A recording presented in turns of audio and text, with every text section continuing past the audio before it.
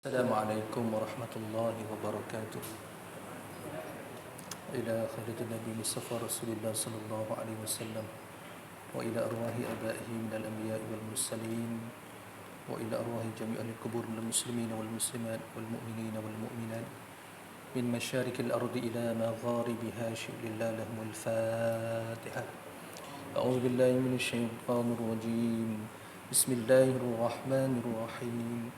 الحمد لله رب العالمين الرحمن الرحيم مالك يوم الدين إياك نعبد وإياك نستعين اهدنا الصراط المستقيم صراط الذين أنعمت عليهم غير المغضوب عليهم ولا الضالين آمين. أعوذ بالله من الشيطان الرجيم. بسم الله الرحمن الرحيم. الحمد لله رب العالمين والصلاة والسلام على أشرف الأنبياء والمرسلين سيدنا محمد الأمين وعلى آله وأصحابه أجمعين. قال رب اشرح لي صدري ويسر لي أمري واحلل عقدة من لساني يفقهوا قولي. سبحانك لا علم لنا إلا ما علمتنا إنك أنت العليم الحكيم. رب يسر ولا تعسر ولا حول ولا قوة إلا بالله العلي العظيم. اللهم لا سهل إلا ما جعلته سهلا وأنت تجعل الحسن والصعب إذا شئت رضي سهلا. اللهم افتح علينا حكمتك وانشر علينا رحمتك وذكرنا ما نسينا يا ذا الجلال والإكرام. اللهم أخرجنا من ظلمات وهمي وافتح علينا معرفة العلم وسهل لنا أبواب فضلك وأتمم لنا نورنا يا أرحم الراحمين. اللهم آمين اللهم آمين. Alhamdulillah, Tuan Imam, Ahli Jawatan Kuasa Masjid, ibu-ibu, ayah-ayah, sedang jemaah sekalian, alhamdulillah, bila sama-sama kita rafakkan kesyukuran kepada Allah SWT dengan izinnya Allah pertemukan kita pada malam ini. Marilah jua sama-sama kita lafazkan rasa syukur alhamdulillah kerana Allah masih panjangkan usia kita dengan nikmat kesihatan, nikmat kelapangan, nikmat kekuatan untuk kita duduk dalam majlis ilmu pada malam ini. Tuan-tuan, puan-puan rahmati Allah sekalian, rasa macam dah lama kita tak jumpa dah. Berapa hari macam dah sebulan tak datang kemari, rasa macam jauh macam tu kan. Alhamdulillah. So Allah temukan kita pada kali ini dalam keadaan cukup ceria. Nampak malam ni macam ramai jemaah kan. Tengok macam penuh sikit dah. Alhamdulillah. Ada pertambahan yang begitu memberangsangkan. Alhamdulillah. Tuan-tuan dan puan-puan rahmati Allah sekalian, kita masih lagi berada bersama-sama untuk merungkai beberapa perkara yang telah pun disusun oleh pengarang kitab yang begitu tersohor ini, iaitu kitab Fiqhul Manhaji jilid pertama. Kitab ini adalah kitab yang telah pun diterjemahkan oleh sekumpulan penterjemah diketuai oleh Sahibul Samahah Datuk Seri Dr. Zulkifli Muhammad Al-Bakri. Jadi tuan-tuan dan puan, kalau kita ikut daripada perjumpaan kita terakhir, insya-Allah malam ni kita akan masuk kepada tajuk. Saya dah cuba tengok dah, kalau kita bincang dia punya mukadimah tu, ya Allah, 136 ke surat lebih. Oh, maksudnya banyak semualah. Boleh bacalah insya-Allah lepas ni. Bukan tak nak baca tuan-tuan tapi memang banyak semualah, panjang insya-Allah. So insya-Allah malam ni kita akan mulakan dengan pembacaan kepada isi kitab. Okey.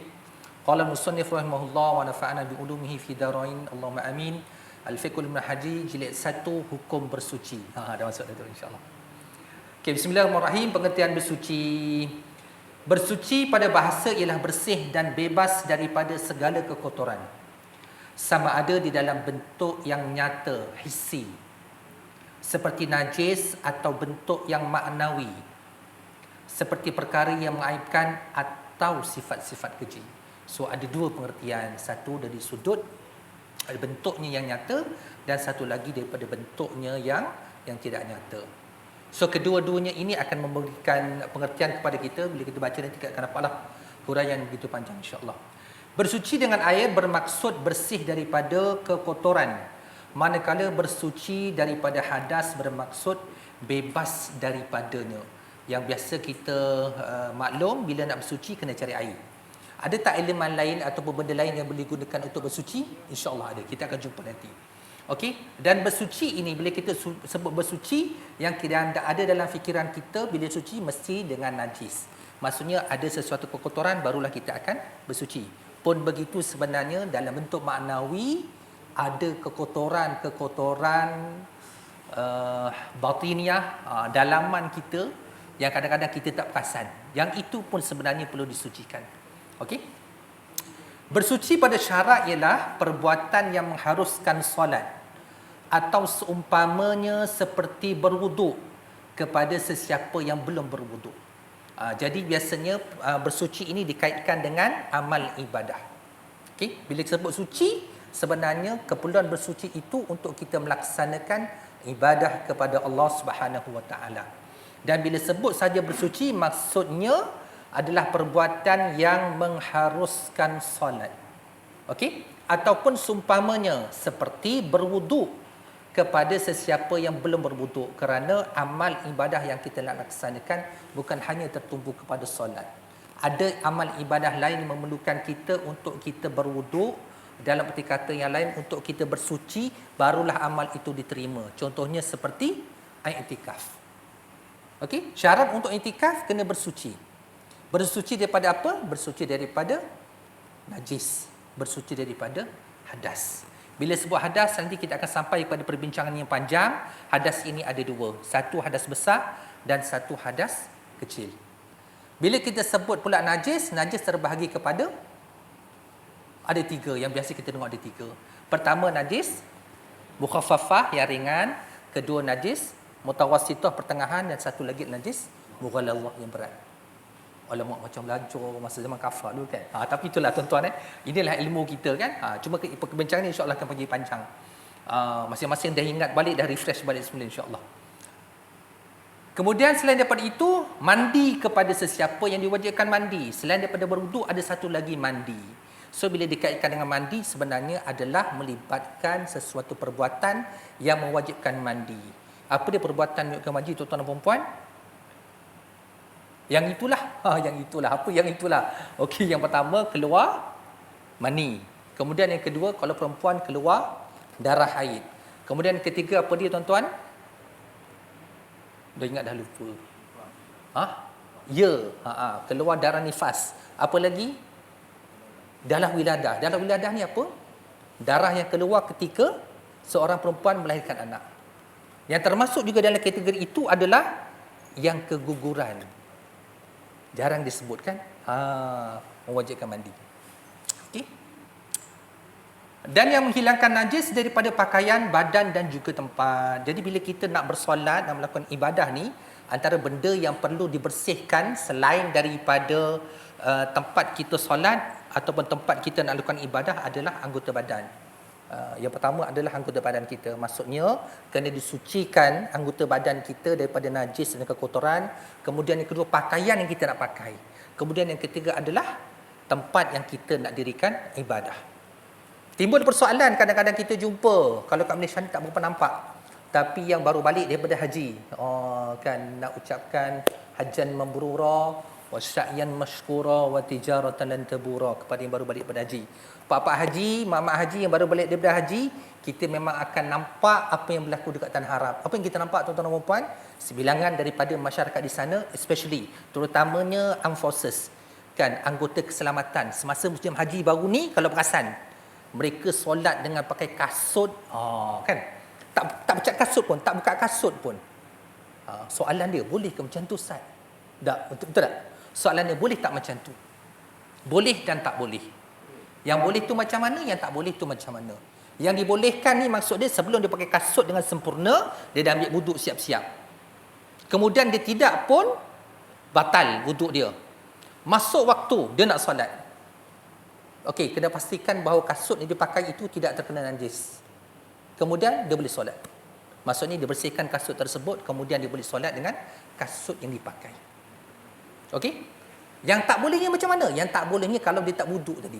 Tak boleh lah maksud dia. Okey, yang itu simple je. Okey tuan-tuan. Itu nanti insya-Allah kita akan sampai perbincangan yang panjang. Keprihatinan Islam terhadap kebersihan dan bersuci. Islam sangat prihatin tentang suci dan bersih sebagaimana keterangan berikut. Yang pertama, perintah berwudu untuk mendirikan solat setiap hari beberapa kali. Sebagaimana firman Allah Subhanahu wa taala di dalam surah Al-Maidah ayat yang ke-6.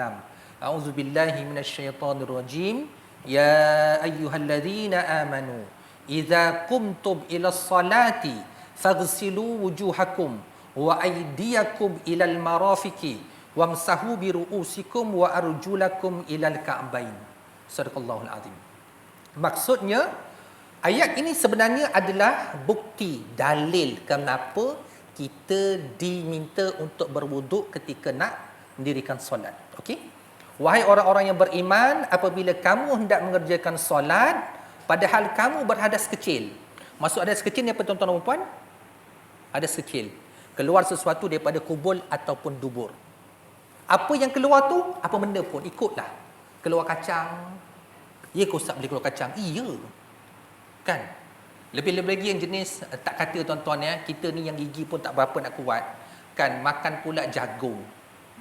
Kan? Nak kunyah tak boleh, jadi telan. Tak macam mana perut tak berapa okey. Tiba-tiba rasa macam terkeluar sesuatu. Tengok keluar jagung. Adakah dia membatalkan wuduk? Ya, membatalkan wuduk. Kan? Selain daripada itu yang biasa, angin. Kan? Tiba-tiba bau je. Bunyi tak ada, tapi tiba-tiba bau. Ya, membatalkan juga. So, apa lagi tuan-tuan dan puan? Dan benda-benda lain. Adakah benda lain? Ya, kalau dulu kita dengar masa zaman-zaman kecil kita. Wallahualam zaman kecil saya ingat lagi tuan-tuan keluar apa? Keluar cacing. Ni adik-adik ni keluar cacing daripada dubur. Okey, membatalkan membatalkan wuduk kalau ketika itu dia berwuduk. So apa-apa yang keluar daripada kubul ataupun dubur. Mungkin yang berpenyakit akan keluar pula daripada kemaluannya batu karang. Yang ada penyakit batu karang. Batal sebenarnya. So banyak benda yang keluar daripada kubul ataupun dubur. Maka berwuduklah ia, iaitu membasuh muka. Apa yang nak perlu dibasuh? Muka. Sebab itu dalam ayat ini dia menjelaskan tentang manakah kawasan yang wajib dibasuh ketika hendak berwuduk. Famsahu biwujuhikum, muka kamu. Nak basuh muka ni dia ada sempadannya, nanti kita akan sampai. Wa aydiyakum, dan kedua tangan kamu. Wamsahu biru'usikum. Silap. Ayat ni kena betul baca. Faghsilu wujuhakum, dan basuhlah muka kamu. Wa aydiyakum, dan kedua tangan kamu. Ilal marafiqi, dan basuh kedua tangan kamu sehingga ke siku. Okey, wamsahu biru'usikum, dan sapu. Dia cakap basuh Beza dengan pertama. Yang pertama tadi disebut faghsilu, maka hendaklah kamu basuh. Maksud basuh ni macam mana tuan? Masukkan, ratakan air, kena gosok. Tapi dengan yang ketiga tadi untuk sapu kepala memandai dengan kalau ikut Syafi'i 3 helai rambut. Tapi kalau ikut Imam Hanafi keseluruhan kepala. Dia ada beza tuan-tuan ada beza kat situ. Tapi kalau kita tengok anak-anak kita, time itulah dia nak basuh kepala. Kenapa? Sejuk. Lain pula cerita dia. Boleh ke tak boleh? Itu soalan nombor 2, nanti kita akan bincang. Kerana ada kaedahnya di mana kalau seseorang itu berniat wuduk, kemudian dia terjun dalam kolam. Niat wuduk terjun dalam kolam. Tapi ketika dia terjun itu, dia berniat. Kemudian bila masuk dalam kolam, okey, dia ratakan air pada keseluruhan anggota badan dia. Lengkap, dia naik. Dapat wuduk? Dapat wuduk. Ustaz, kalau mandi wajib boleh macam tu? Ya, boleh.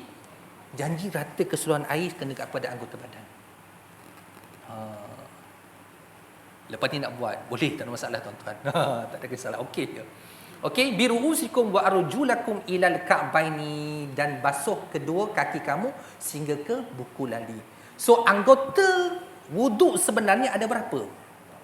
4. Kan itu anggota wuduk yang rukun perlu dibasuh setiap kali ambil wuduk.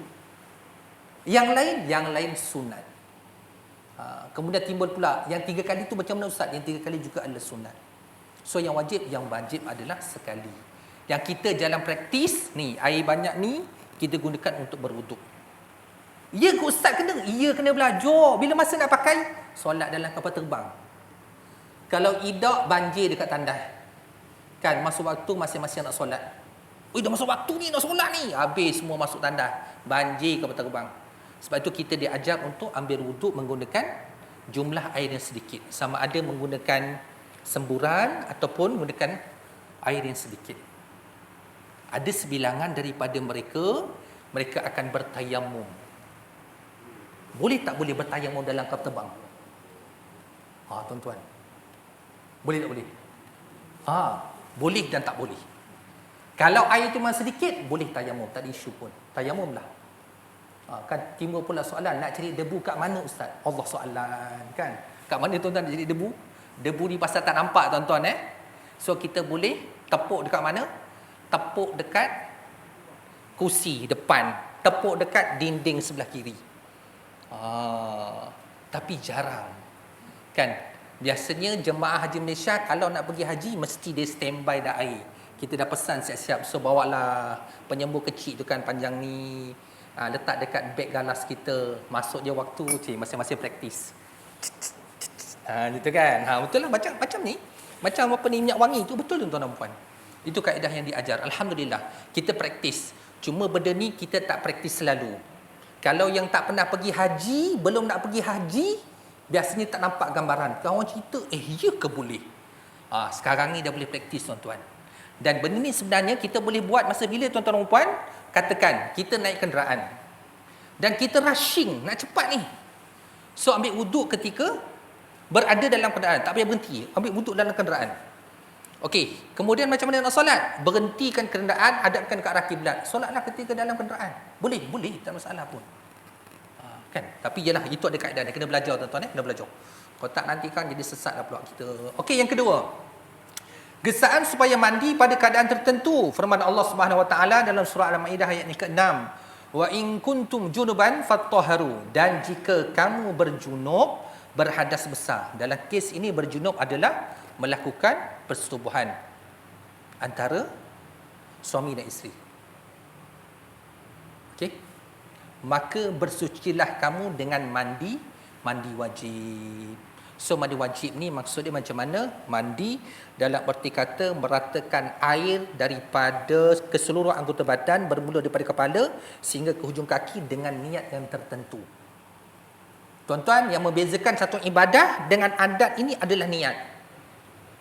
Kalau dua orang melakukan benda yang sama, membasuh muka, basuh tangan, kemudian sapu air kat kepala, basuh kaki tanpa niat, dia akan jadi membersihkan anggota badan, bukannya berwuduk.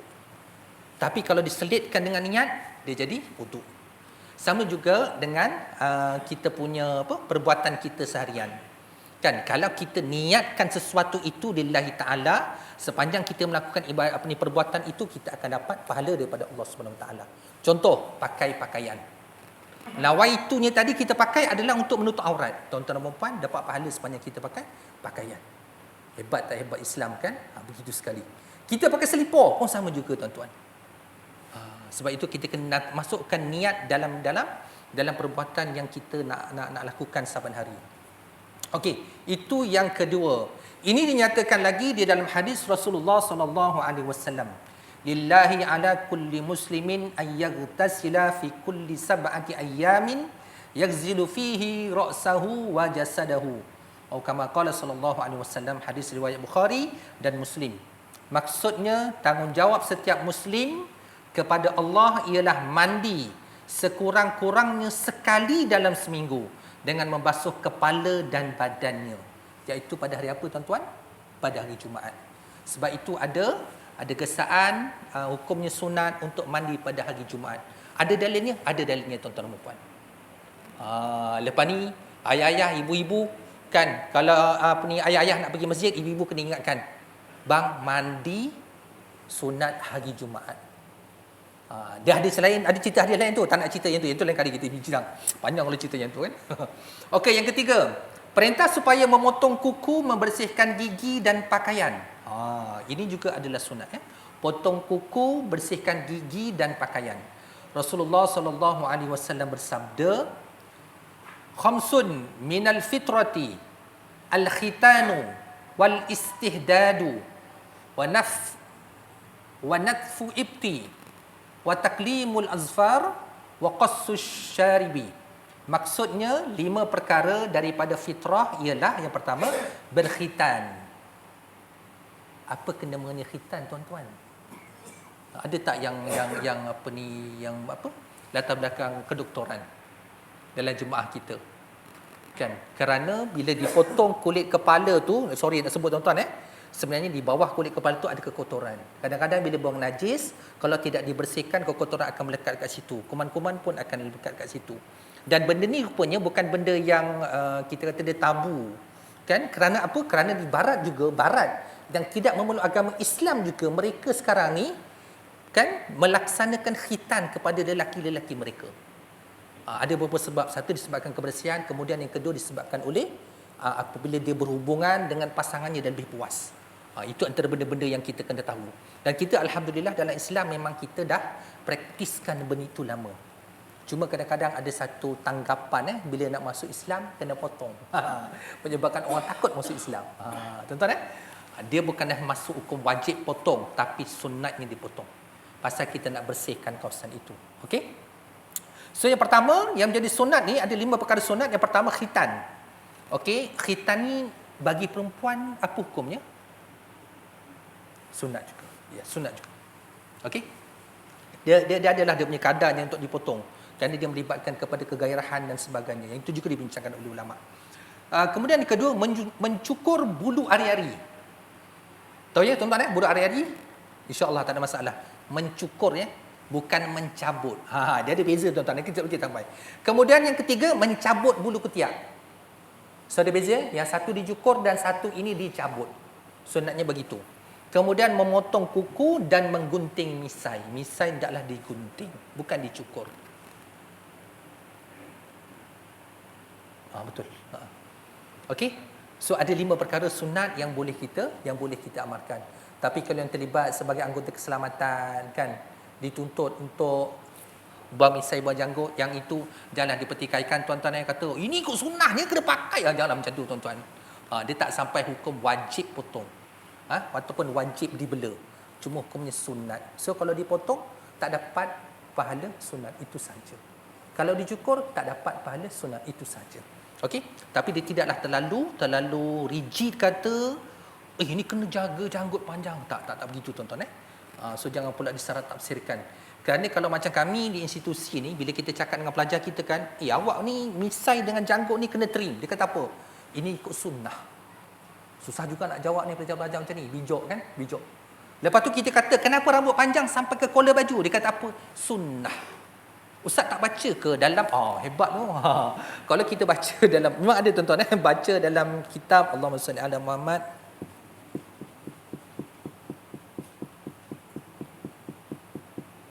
Sampai lupa nama kitab. Allahu Akbar. Nanti kalau saya ingat saya sebut tuan Ada satu kitab kecil. Allah, macam mana boleh ingat ni? Bawa kitabnya sebab tu kena buka. Nanti terlupa nak sebut tuan ingat dah. Syama'ilul Muhammadiyah. Buku tu kecil sebenarnya. Dalam kitab Syama'il Muhammadiyah ni sebenarnya adalah kitab yang menghimpunkan hadis-hadis Nabi tentang perilaku Nabi SAW.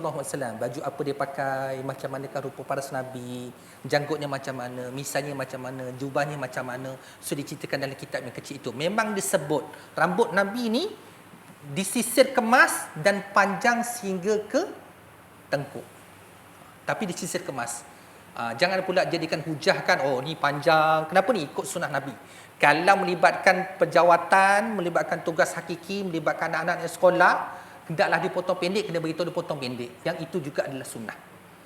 Kan jangan berhujah begitu. Maksud dia kena disesuaikan dengan keadaan dan situasi dia. Kalau tak nanti memang orang akan berhujah begitu.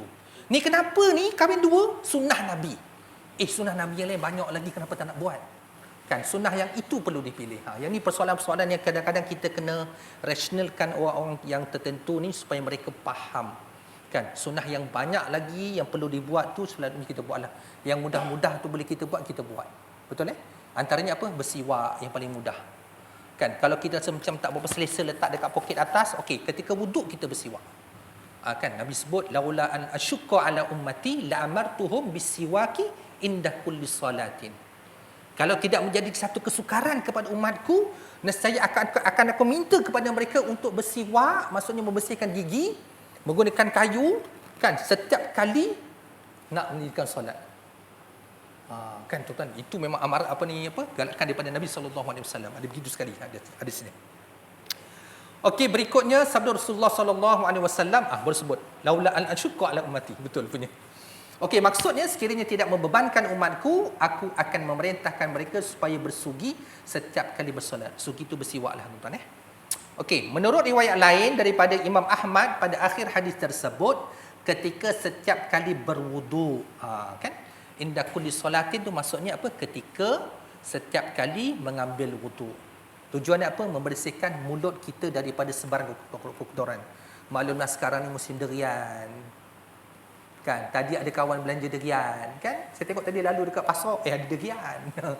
Kalau bayangkanlah ya, kalau baru je makan durian kemudian solat maghrib. Oh, subhanallah, tuan-tuan memang cabaran sungguh cabaran sungguh. Kan kita pula jenis suka makan petai, kan? Suka makan apa? Jering. Allahu akbar. Kalau tidak dibasuh suka makan apa? Bawang mentah. Kalau tidak dibasuh mulutnya, subhanallah. Kan? Dia memang akan menjadi sedikit gangguanlah kepada jemaah kita yang sedang mendirikan solat. Ataupun bila kita nak bercakap dengan kawan-kawan kita. Kan? Sebab itu galakan untuk kita membersihkan mulut dan anggota badan ni sebenarnya ada kaitan dengan apa? Dengan keselesaan bila kita nak bermuamalah dengan orang lain. Penting tuan nak bermuamalah dengan lain ni, kan? Kita nak berwangi-wangian, kita nak jadi bersih supaya orang yang nak berkomunikasi dengan kita, beramalan kita rasa selesa, kemudian kita pun rasa selesa.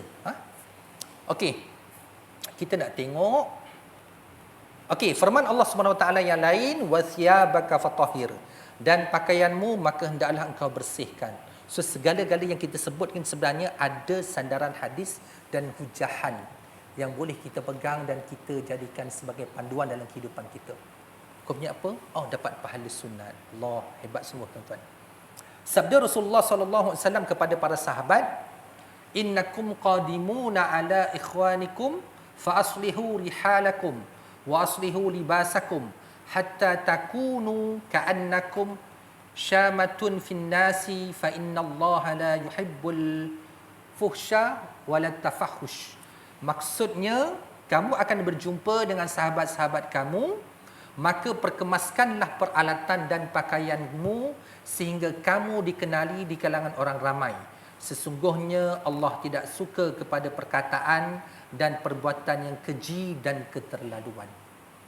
Ini berkaitan dengan apa yang saya ceritakan tadi, kan? Galakan daripada Nabi SAW. Okey, perelokkan pakaian, perelokkan perbuatan, perelokkan akhlak. So ada 3 benda sebenarnya disebutkan oleh Nabi SAW. Kan, kalau kita nampak orang berpakaian cantik, kita mengharapkan bahawa akhlaknya juga cantik. Kan? Tapi kalau sebaliknya, macam mana perasaan kita? Allah tidak menggambarkan sesuatu. Kan, betul tak? Tidak menggambarkan sesuatu. Kalau kita jumpa orang yang akhlaknya cantik, biasanya pakaian juga akan cantik. Bukan baru tapi cantik, kemas pakaiannya. Perbuatannya juga akan jadi elok, memudahkan kita untuk bermuamalah dengan dia. Okey, ayat yang terakhir yang saya akan bacakan pada malam ini ialah ayat Al-Quran surah Al-Baqarah ayat 222. Innallaha yuhibbut tawwabina wa yuhibbul mutatahhirin. Maksudnya Allah mengasihi orang-orang yang banyak bertaubat dan mengasihi orang-orang yang sentiasa mensucikan diri. Apa kaitan taubat dengan kesucian ini? Sebenarnya bila diri kita dipenuhi dengan dosa, banyak perbuatan-perbuatan maksiat kita buat, cara nak bersihkan diri bukan minum klorok. Kan, bila kita buat satu kekotoran, bila kita buat satu maksiat, akan ada satu titik hitam dalam hati kita. So macam mana nak bersihkan? Bukan minum klorok ni, minum klorok. Pasal apa nak bersih ustaz?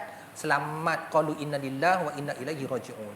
So kaedahnya macam mana? Kaedahnya kena bertaubat. Bertaubat ni pun ada syaratnya tuan-tuan dan puan. Dan taubat yang tertinggi adalah taubatan nasuha. Kan, maksudnya bila dia dah berazam untuk tinggalkan satu kejahatan, maksudnya dia tidak akan buat lagi. Satu, dia kena tekad dalam diri tak akan buat sampai bila-bila. Tak akan buat. Kemudian kedua, memang kena tinggal. Kemudian bukan sekadar tinggal, benci pula kalau orang buat. Barulah dia jadi. Kan? Barulah jadi. Taubat itu taubat nasuha. Kalau tak, dia akan jadi tahu buat. Bukan taubat ni, tahu buat.